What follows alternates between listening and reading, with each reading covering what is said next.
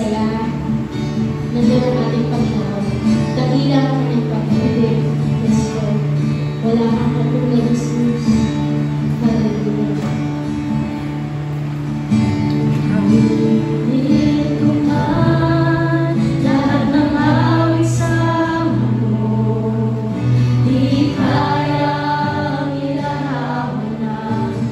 Kadakilaan mo, unang-unang lahat.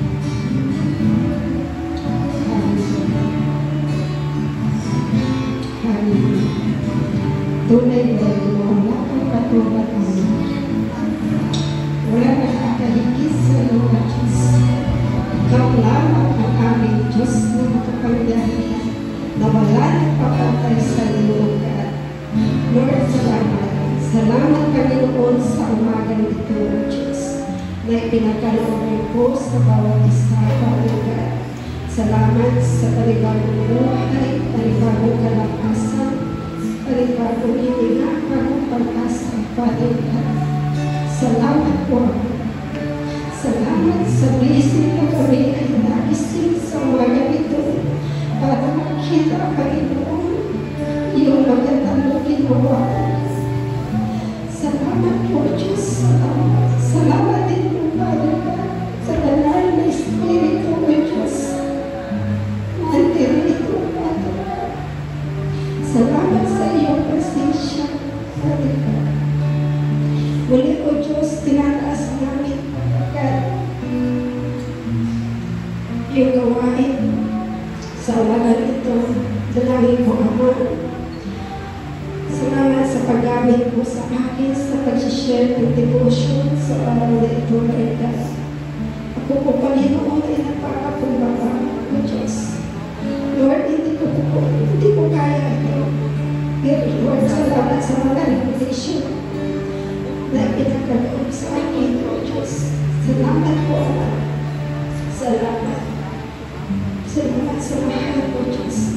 Dalangin ko, Lord, napatawarin mo kami sa mga kasalanan na aming nagagawa. Linisin mo ang aming isipan, ang aming puso. Upang, Lord, na maging lugod-lugod kami sa harapan mo sa oras na ito, O Diyos. At yung mga salita mo na aming pagbubulang-bulayan sa oras na ito, tunay, Lord, na bigyan mo kami ng kaalaman. Na itong salita mo, O Diyos, ay tumihimo sa aming isipan, sa aming puso. Salamat, salamat, salamat, Lord, O God. We praise you. Tinataas namin, Father God, na magiging matagumpay ang gawain ito, O Lord. Salamat po. We praise you and bless you, Lord. Hallelujah. In Jesus' name, amen. Amen.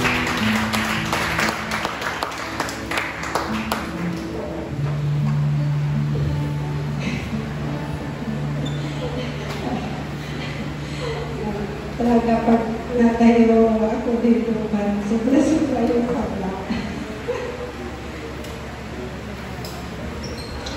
Yes, excited na ma-share yung word of God.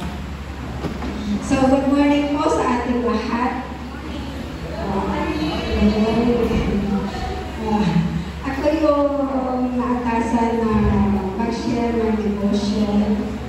So, lahat po ba tayo ay nakabasa na sa devotion natin? Diba?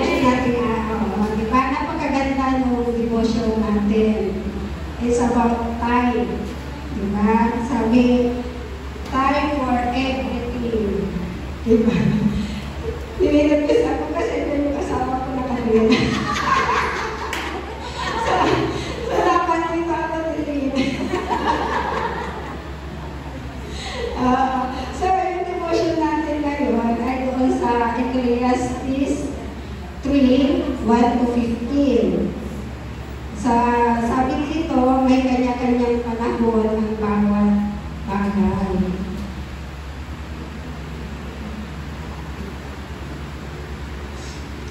Sabi dito sa verse 1, sa bawat bagay ay may kapanahunan at panahon sa bawat bagay sa silong ng langit. Panahon upang isilang at panahon upang mamatay. Panahon ng pagtatanim at panahon upang bunutin ang itinanim. Panahon ng pagpatay at panahon ng pagpapagaling. Panahon ng pag-iba at panahon ng pagtatalo. Sa panahon ng pag-iyak at panahon ng pagtawa, panahon ng pagtalis at panahon ng pagsayaw, panahon ng paghahagis ng mga bato at panahon ng pagtitipon ng mga bato, panahon ng pagyakap at panahon ng pagpigil sa pagyakap, panahon ng paghahanap at panahon ng pagkawala, panahon ng pagtatago at panahon ng pagtatapon, panahon ng pagpunit at panahon ng pananahi, panahon ng pagtahimik at panahon ng pagsasalita, panahon upang magmahal at panahon upang masuklam, panahon ng digmaan ng kapayapaan. Anong pakinabang ang matatamo ng magagawa sa kanyang pinagpapaguran? Aking nakita ang gawain na binigay ng Diyos sa mga anak ng mga tao upang ipagkaabalahan. Ginawa niya ang bawat bagay na maganda sa kapanahunan niyon. Inilagay rin niya ang walang hanggan sa isipan ng tao. Gayunman, hindi niya malalaman ang ginawa ng Diyos mula sa pasimula hanggang sa wakas. Nalaman ko na walang mas mabuti para sa kanila kundi ang masiyahan habang sila'y nabubuhay. At kaloob ng Diyos sa tao ang bawat isa na ay kumain na mayroong masiyahan sa lahat ng kanyang pinagpaguran. Nalaman ko na ang ginagawa ng Diyos ay mananatili na pagkailanman. Walang bagay na may dadagdag tuon ang mga bagay na manis. Pero ang ginawa ng Diyos upang ang tao ay matakot sa harapan niya. Ang nangyayari ay nangyari na at ang nangyayari pa ay nangyari na. At tinahanap ng Diyos ang nakaraan na. So, dito po, sabi ko nga na parang mahirap yung kasi ako sa tayo. Ano ba yung tayo? Diba po, sabi nga na may tayo na masaya ka. May tayo na, ano po? Yan, ko. So, ayun lang yung mga bagay na, so, sabi dito na magiging yung pananampalataya natin sa ating Panginoon na andun po din na may time na andun doon na matatag yung pananampalataya natin, may time din na biglang nakabagsak. So yung inano ng Panginoon dito sa akin na paano ba natin minamanage yung time na sa araw-araw ng ating buhay. Diba? Sabi dito sa binasa natin na maraming bagay na ginawa ang Panginoon. Ang dami, kaya lang sabi nga, may kanya-kanyang panahon. Yung magtanim tayo at may panahon din na pag-aari. So, sabi dito na yung tayo, sabi nga, yung inapoint, ang Diyos ang nag-appoint ng time. Sabi na may time na yung season ng buhay natin. Naalala ko dito yung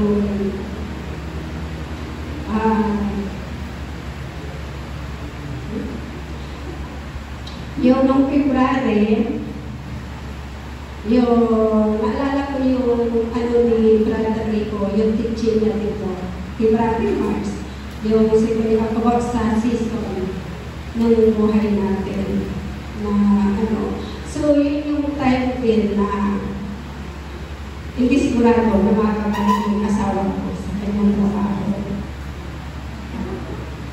Pero, hindi ako nag-isip na ang sabi ko, nung narinig ko yun, kasi yun yung ko sa Panginoon na ito na ba yung time para yung asawa ko ay mag-borbon na dito sa Pilipinas. Tapos, eksakto, nung dumaan, umating kami rito, yun yung teaching ni Brother Rico.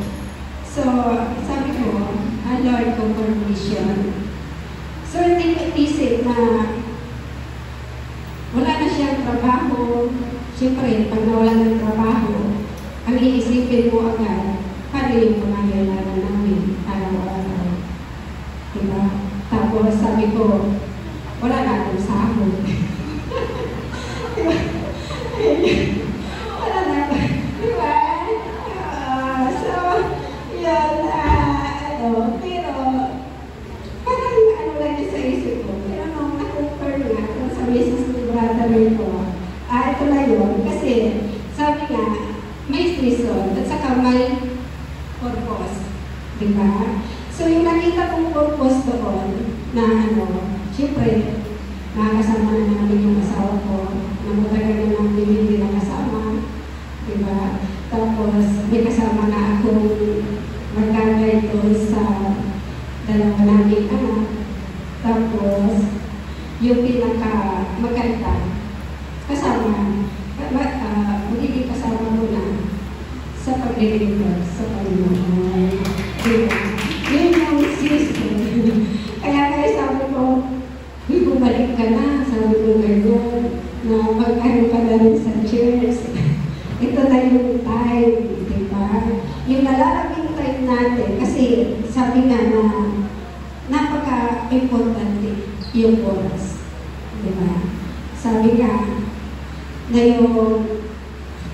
dapat yung oras natin na dirito pa tayo sa mundong ito ay nilalaan na natin sa paglilingkod sa ating Panginoon.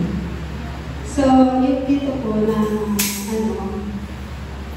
hindi ako nalungkot na yung asawa ko ay hindi na bumalik sa kanyang trabaho, kundi andoon na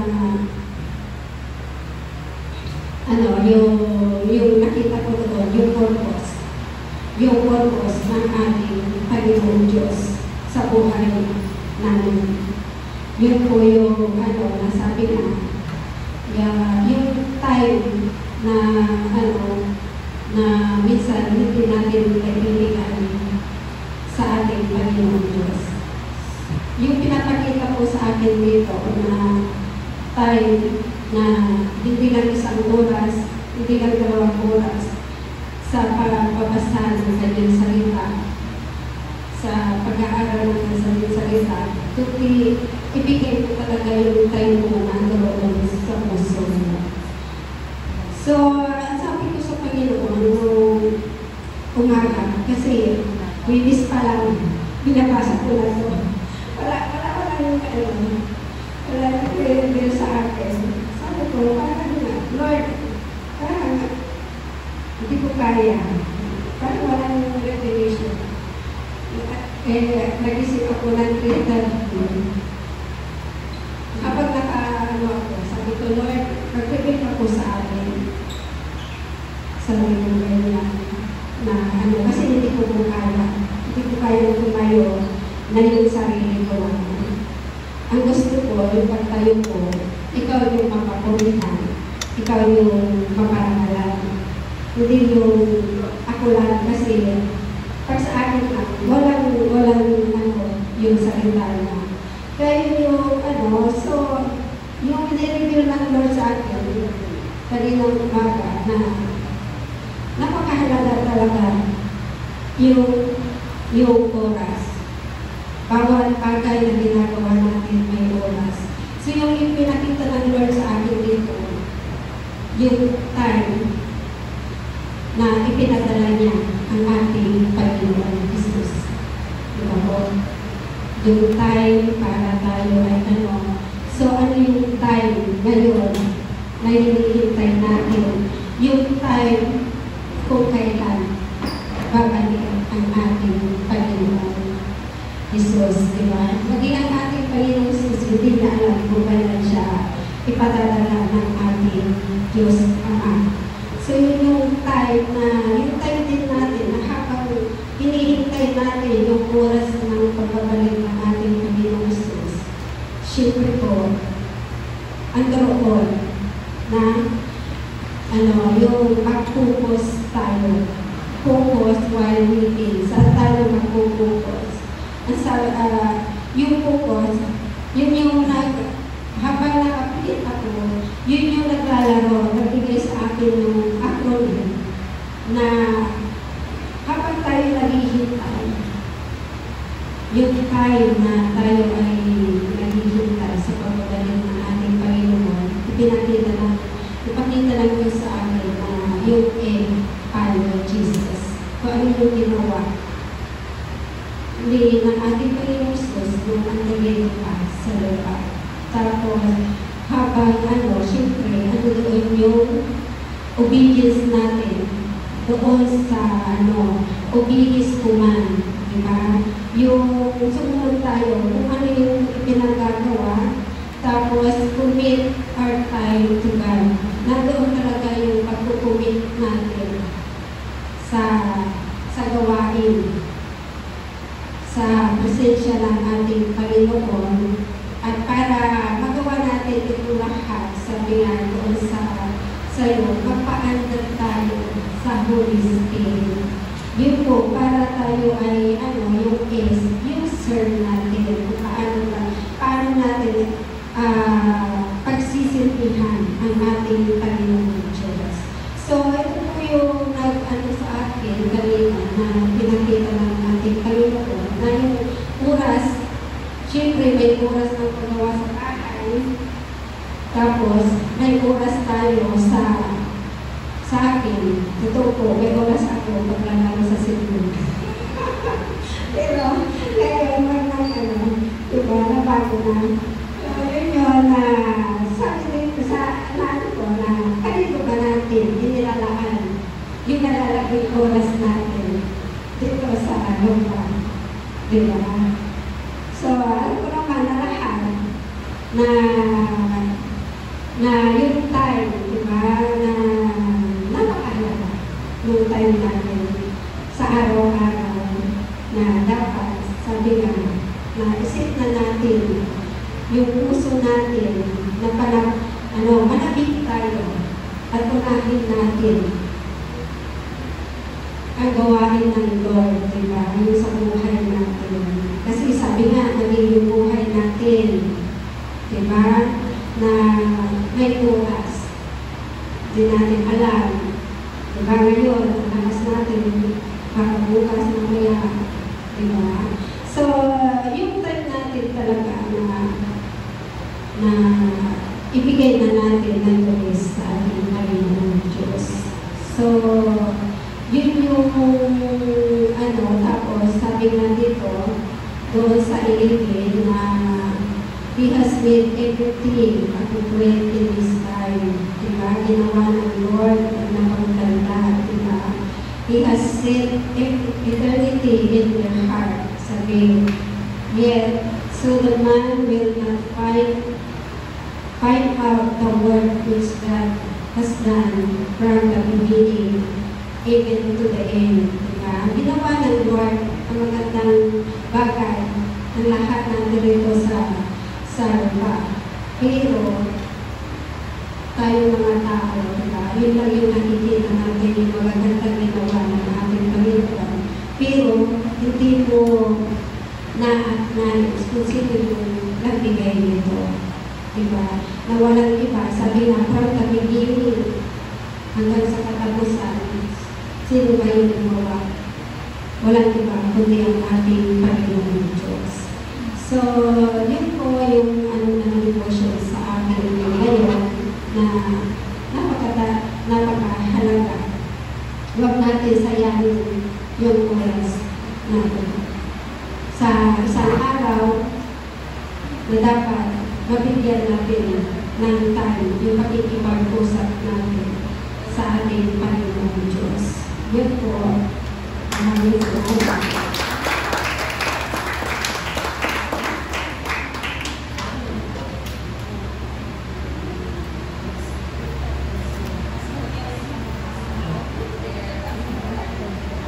Good morning.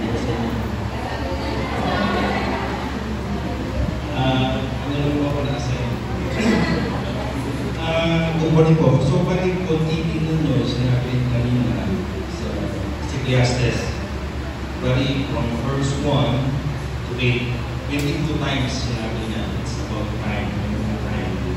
At kung makikita nyo, it strikes about our body, yung ating action, yung ating soul, yung mga emotion, when we cry, yung happiness, and yung spirit. And then sinabi rin dito sa verse 1, everything there's a season. There's a purpose from God. So, kung titignan nyo, from the beginning, God created heaven and earth until the revelation. The time is already there. He appointed the time when God will send His Son, Jesus Christ. And titingnan po natin throughout this, sinulat nito ni Solomon, which is anak ni David. Yung mga success na natanggap niya sa Diyos, sinulat niya kung ano ang kahulugan niya. Sinabi rin ni Sister Myra kanina, our own, meron tayong sariling time. Kung paano natin dinidibad yung time natin, we can manage anong oras ka maglalaba, oras ka papasok, oras ka maliligo. Nakita po, point out mo na kung anong time ka gagawa. Pero dito is God created time for us. Merong mga purpose. Kahit yung mga nangyayari ngayon around the world, nakikita natin na God is not sleeping. Nandun yung kanyang attention na talagang buhay siya. Na kung paano niya nakikita yung prophecy niya mula sa Genesis hanggang Revelation ay nandoon. And the question is sinabi niya kanina is, how do we manage our time? Kaya natin i-manage ang time. Pero the question is, God is more interested sa ating time sa Kanya. How much more we spend our time sa Diyos? Kasi kung titingnan natin dito sa verses na ito, parang mga 80% dito ay para sa Diyos at time ng Diyos. Yung 20% is para sa atin. Yung remaining 20%, how much pa yung time na binibigyan natin sa Kanya? In time of prayer, in time of devotion, in times yung worship. So, dito ay we need to know what's time. Kaya nga dito sa verse 11 sinabi niya, everything was good, beautiful. Pero maraming tao ang hindi nakikita yung Creator. Kasi nakikita lang nila yung creation of God. Maganda yung langit, maganda yung panahon, maganda yung yung lahat ng bagay. But they did not see who is the Creator, which is God. So, yun lang po aking may papalok sa verses na ito. We need to spend more time about God. Kasi dito sila niya is about purpose of God sa atin. Mag-pray tayo. Bow our head in prayer. Salamat po, Diyos, magpapaluli sa You're the God who created the heaven and earth. You're the God from the beginning until today, Lord. And you, God, will not change because sinabi mo that you are the God who will not change. Alam po namin, O God, we know that you look everything for us. When we sleep, when we move, everything, O God, we cannot hide anything from you. Salamat po, Diyos, na ikaw ang aming Diyos na sinasama. Buhay at pagkagaling natin. We thank you for everything that you have given us. We thank you for the new life, new breath, and this day, O Lord, that we come to worship. Let be your word be upon us today, O God.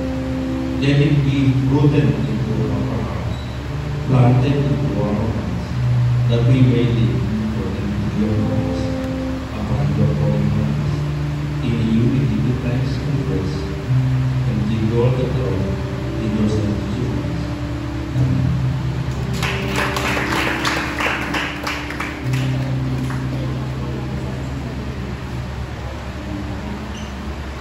Amen. Thank you po, Brother Ed and Sister Myra.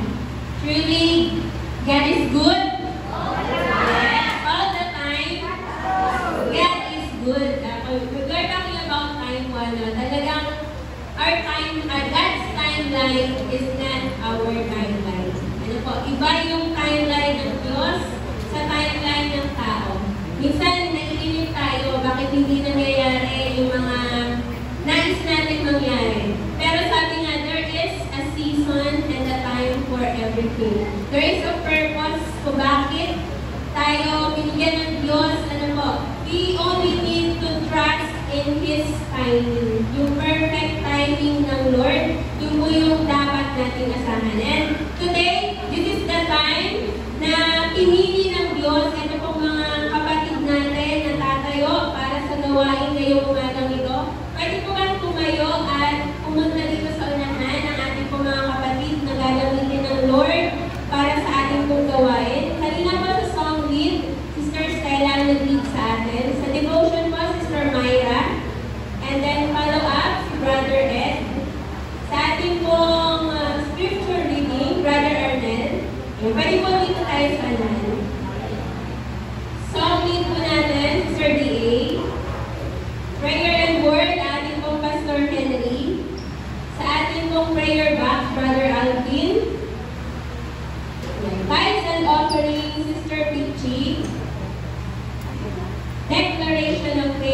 closing prayer, Sister Gina.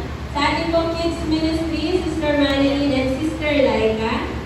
At ating pong intercessor, Sister Sally and Sister Ana Rivera.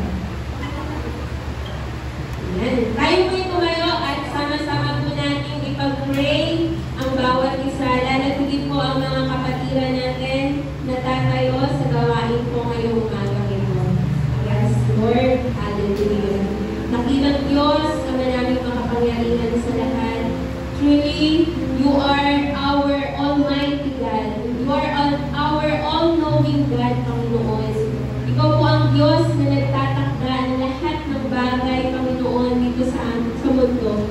Kaya naman po, Lord, nagpapasalamat po kami dahil sa araw na ito, Panginoon, ikaw po ang Diyos na pumili sa bawat isang naririto, Panginoon, sa unahan. Natatayo sa iyong gawain. Tunay o Diyos, na ikaw po, Panginoon, ang nagtakda ng araw na ito upang sila po'y gamitin, Panginoon, tumayo sa unahan, Lord God. Gamitin mo mightily, Lord, upang maging daluyan po ng iyong mga pagpapala para sa ibang mga tao, Panginoon. Kaya naman po, Ama, dalangin namin sa umagang ito, gamitin mo, Panginoon, ang bawat isa sa amin, Lord God, ang bawat isa sa mga kapatiran ko na narito, Lord God, na ikaw po ang Diyos na kikilos, Lord, kasama po ng iyong banal na Espiritu, Panginoon. Pakalinisin mo ang bawat isa sa amin, Panginoon, upang ikaw po, O Diyos, yung makita ng mga taong a-attend sa gawain na ito, Lord God. We will give our best worship to you, Panginoon. Tanging sa iyo lamang po namin iniaalay, Lord God, ang aming pong pag-awit, pagsayaw, Panginoon, ang aming pong pagsamba sa oras na ito, Lord God. Ikaw po ang aming Diyos na pagpupurihan, Lord. At sa mga tao po na a-attend sa gawain na ito, Diyos, ihanda mo po ang puso ng bawat isama upang ang mga salita mo, Lord God, tunay na tumimo sa kanilang mga puso, Panginoon.